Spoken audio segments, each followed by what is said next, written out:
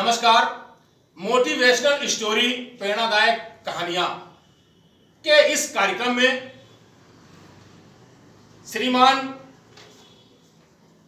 Doctor Gyanendra Kumar Singh Chauhan, गोला से हैं आप और एक डिग्री कॉलेज में आप सेवारत हैं। आप डॉक्टर अमितांश मिश्र, आप भी गोला से हैं और एक डिग्री कॉलेज में आप सेवारत हैं। आज का कार्यक्रम, आज की मोटिवेशनल स्टोरी हम आपसे ही सुनेंगे। तो सर्वप्रथम हम श्रीमान डॉक्टर ज्ञानेंद्र कुमार सिंह चौहान जी से ही निवेदन करना चाहेंगे कि ये मोटिवेशनल स्टोरी प्रेरणादायक कहानियों का कार्यक्रम है, तो हम चाहेंगे कोई ऐसी स्टोरी, कोई ऐसा प्रेरणादायक जो लोगों को प्रेरणा दे सके, तो हम चाहेंगे आप प्रस्तुत करें। धन्यवाद। जीवन में जो भी घटना घटित होती है जी, वह एक प्रेरणा का स्रोत होती है। जी, 2007 में गोला नगर के ही सरस्वती विद्या मंदिर इंटर कॉलेज में अच्छा, जब मैं अध्यापन कार्य करने के लिए गया जी, तो वहाँ एक विद्यार्थी था, आकाश गुप्ता। हाँ, अपने माँ बाप का अकेला पुत्र था। मध्यावकाश से पहले जो भी वेलाएं होती थी, अच्छा, उसमें बड़े मनोयोग के साथ वो विद्यार्थी पढ़ता था। अच्छा, वो आपके हिसाब था। जी, मैं उस कक्षा का कक्षा अध्यापक था। मध्यावकाश के बाद वो विद्यार्थी अक्सर हमारे पास आता और प्रार्थना पत्र देता, गुरुजी मुझे अवकाश दिया जाए। स्टूडेंट था वो विद्यार्थी था मेरी ही कक्षा का। जी, आए दिन वो कोई न कोई नई एक घटना लेकर के, एक समस्या लेकर के मेरे पास आता था जी, कि गुरुजी मेरे आज पेट में दर्द हो रही, हाँ, आज हमें बुखार है। जी, विभिन्न प्रकार की समस्याओं से वो नित्य कोई न कोई समस्या अपनी लेकर के हमारे पास आता था। जी,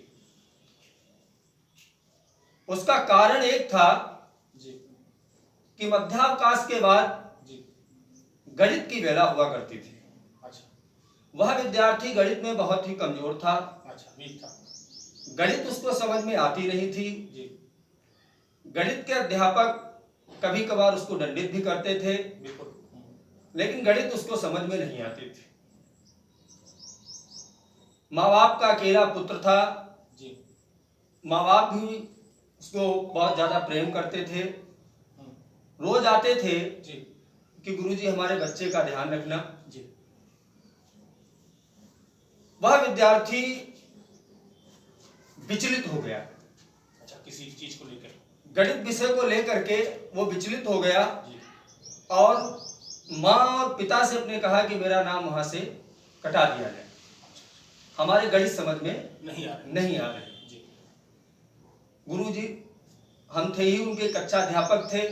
माँ बाप ने हमारे सामने समस्या रखी कि हमारे बच्चे को गणित समझ में नहीं आ रही। जी, तो हमने ठीक है, जाइए आप, इसको गणित समझ में आएगी, हम प्रयास करेंगे इसको गणित समझ में आए। तो मुझे एक दोहा याद आया, रसरी आवत जात ते सिल पर पड़त निशान, और करत करत अभ्यास के जड़मत होत सुजान। बिल्कुल सही। हमने आकाश से कहा, आकाश, दुनिया में असंभव कोई चीज नहीं है, बस प्रयास ठीक तरीके से होना चाहिए, संघर्ष ठीक तरीके से होना चाहिए। सही लाइन। एक छोटा सा उदाहरण मैंने दिया, यही उदाहरण उसके जीवन का सार हो गया। हमने कहा, बेटा आकाश, तुम चींटी से छोटे प्राणी तो नहीं हो। कहा, नहीं गुरुजी। हमने कहा, तुम बहुत विवेकशील भी हो और तुम्हारे अंदर समस्त कार्यों को करने की क्षमता भी है। एक छोटा सा प्राणी चींटी को कभी देखा? कहा, गुरुजी देखा है। हमने कहा, एक बार बहुत ध्यान से चींटी को देखना, जिस लक्ष्य को वो साध लेती है उस लक्ष्य तक वो पहुंचती है। बिल्कुल, बिल्कुल चलती है।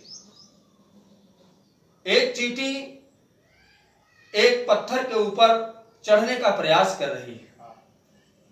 एक बार, दो बार, तीन बार, इस प्रकार से उसने 50 बार प्रयास किया और अंततः उसका प्रयास सफल हुआ और वो अपने लक्ष्य तक पहुंच गई। बहुत बहुत अच्छा उदाहरण। आकाश के बात समझ में आई। हाँ, हमने कहा आकाश तुम मेहनत करो, संघर्ष करो, निश्चित तुमको गणित समझ में आएगी। वो विद्यार्थी उस समय कक्षा 7 का विद्यार्थी था। जी। कक्षा 8 तक आते आते कक्षा का तीसरे नंबर का विद्यार्थी हो गया अरे वाह, अच्छा। और कक्षा 9 में दूसरे का विद्यार्थी और अरे कक्षा वाह। हाई स्कूल का जब रिजल्ट निकला अच्छा। तो वो अपने ही जनपद का नहीं, हाँ, अपने उत्तर प्रदेश की मेरिट में 14वीं रैंक पर आया हुआ। अरे वाह। नहीं तो ये अगर मोटिवेशनल अगर ना होता, प्रेरणा अगर ना आपसे मिली होती। जी। विद्यार्थी के अंदर संघर्ष करने की क्षमता होनी चाहिए। दुनिया में कोई भी लक्ष्य ऐसा नहीं है जहां तक आप पहुंच ना पाए। एक छोटी सी कहानी हम आपको देंगे अपने जीवन से ही जुड़ी हुई। जी। पढ़ाने के बाद मैं कुछ अपनी तैयारी करने के लिए इलाहाबाद गया। जी। इलाहाबाद दारागंज में हमने कमरा लिया। हम 2 लोग रहते थे। जी। एक विद्यार्थी, बहुत ही निर्धन विद्यार्थी, वहां पर कमरा लेकर के तैयारी करता था। तो कमरा क्या, उसकी भंडरिया जो घर में नहीं होती है, उस भंडरिया में वो रहता था।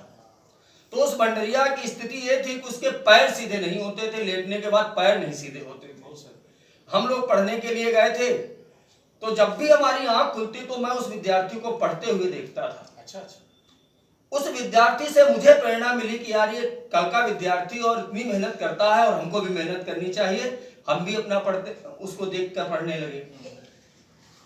इसी बीच हमारा एग्जाम हट गया और मैं वहां से चला आया। तो हमारे पास जो भी बर्तन और जो भी सामग्री शेष थी, हमने कहा निर्धन विद्यार्थी इसको दे दें। और ये विद्यार्थी अपनी जीविका का स्रोत एक ट्यूशन पढ़ा करके करता था।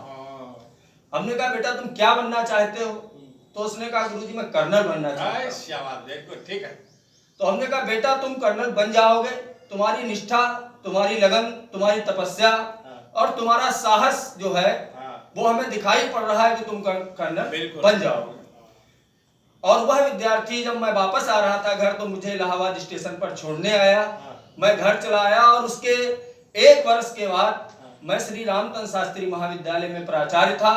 और जिस दिन मैं प्राचार्य बना, उसी दिन उस विद्यार्थी का फोन आया कि गुरुजी मैं कर्नल बन गया।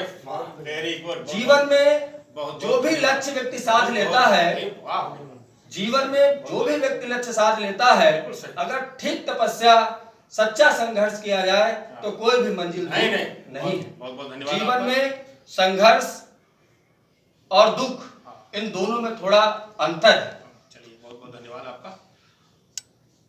दुख, 1 मिनट सर। दुख जो है जीवन में जिसकी कोई पूर्ति ना की जा सके, और संघर्ष जीवन में छोटी मोटी समस्याएं आती हैं। अच्छे कार्य को करने में, पढ़ने में, तैयारी करने में समस्याएं तो आएंगी, लेकिन अगर आपका लक्ष्य ठीक है तो निश्चित आप उस लक्ष्य तक पहुंचेंगे। बहुत बहुत धन्यवाद। धन्यवाद। डॉक्टर अमितांश मिश्र जी, आप भी प्रस्तुत करें। सर्वप्रथम मैं अपने प्रिय गृह नगर के प्रतिष्ठित अधिवक्ता श्री राजेंद्र कुमार अग्निहोत्री जी का हृदय से आभार व्यक्त करता हूँ कि इन्होंने इस प्रेरणादायक कहानी में हम लोगों को एक अवसर दिया। इस अवसर के माध्यम से मैं एक लघु कथा बहुत ठीक आप लोगों के सामने प्रस्तुत कर रहा हूँ। जी, शुरू इस लघु कथा का शीर्षक पश्चाताप है। अरे अच्छा, वेरी गुड, ठीक। आज इस लघु कथा को प्रारंभ करने से पहले आज फादर्स डे है। मैं अपने पिताजी जो पूरे भारतवर्ष की नदियों पे जिन्होंने प्रबंध काव्यों की रचना की, हिंदी साहित्य में नदी काव्य प्रणेता के रूप में हिंदी साहित्य में पहचान बनाई, उनको विनम्र श्रद्धांजलि अर्पित करते हुए, क्योंकि यह जो लोक कथा है मैंने उन्हीं के माध्यम से, जो घर में पत्रिकाएं आती थी उस पत्रिका में मैंने, साहित्यिक पत्रिका में मैंने पढ़ा था। जी, ठीक, ओके, चलिए। लोक कथा में प्रारंभ करता हूँ। जी। चौथा पीरियड खाली था। अच्छा अच्छा। क्लासरूम था। क्लासरूम में एक जो बच्चा था चंदूलाल, जी। वो बहुत ही शरारती उपद्रवी टाइप का था। जी। वो इतनी शरारत करता था जिस क्लास में सभी बच्चों को पीट देता था, तो अच्छा। सभी बच्चे उससे भयभीत रहते थे। बहुत सही, ठीक। तो क्लास खाली था, तो क्लास में टीचर नहीं आए थे, तो वो इतना उसने टीचर की कुर्सी तोड़ दी। अच्छा अच्छा। जब उसने टीचर की कुर्सी तोड़ दी, फिर टीचर आए थोड़ी देर बाद, उन्होंने देखा मेरी कुर्सी टूटी हुई है। जी, आगे। तो उन्होंने पूछा कि ये कुर्सी किसने तोड़ी। हाँ। जी। तो उसका चंदूलाल का भय था, हाँ, तो किसी भी छात्र ने यह बताने का साहस नहीं कर नहीं पाया किया। गुरुजी के सामने कि यह कुर्सी चंदूलाल ने तोड़ी है। तो गुरुजी ने मन बना लिया। बार बार पूछने पर भी जब गुरुजी को किसी ने नहीं बताया, तो गुरुजी ने पूरे क्लास को दंड देने का मन बना लिया। जी, फिर जब दंड देने की भी उन्होंने घोषणा कर दी, उसके बाद भी कोई भी छात्र नहीं आया, तो उन्होंने 2 छात्रों को दंड दिया। 2 छात्रों को दंड देने के बाद एक उसी कक्षा का छात्र निकल कर आया। उसने कहा गुरुजी कुर्सी मैंने तोड़ी थी, जो भी दंड हो वह दंड मुझे दिया जाए। और उसने अपने हाथ आगे कर दिए। गुरुजी ने बेतों से उसके हाथों को मारते मारते लाल कर दिया। यह दृश्य जब चंदूलाल ने देखा, तो उसके अंदर पश्चाताप की अनुभूति हुई और वहां गया और गुरुजी के पैरों पे नतमस्तक हो गया। उसने कहा गुरुजी ये गलती मैंने स्वीकार कर ली गलती, और आपने दंड इसको दे दिया। तो जब दंड देने वाले छात्र से यह पूछा गया कि आपने ऐसा क्यों किया, तो उसने कहा गुरुजी मैंने सोचा जब एक के दंड मिलने से पूरे क्लास को बचाया जा सकता है, तो मैंने कहा कि मैं स्वयं ही यह दंड भोग लूं। नहीं अपनी गलती मानना चाहिए। जी। यह एक अच्छे कार्य के द्वारा बहुत सही। एक जो शरारती छात्र था उसको पश्चाताप का बोध हुआ, उसके जीवन में परिवर्तन आया। इसी के साथ में मैं यह कथा समाप्त करता हूँ और इस समाप्ति के साथ मैं पुनः अपने प्रिय अग्रज जी को हृदय की गहराइयों से धन्यवाद ज्ञापित करता हूँ। बहुत बहुत धन्यवाद आपका। धन्यवाद। और आप इस कार्यक्रम में आए, इसके लिए हम धन्यवाद देते हैं। भविष्य में भी अगर आपकी आवश्यकता पड़ती है इस कार्यक्रम में, तो हम चाहेंगे कि आप जरूर आएंगे। आज का कार्यक्रम मैं यहीं समाप्त करता हूँ। धन्यवाद।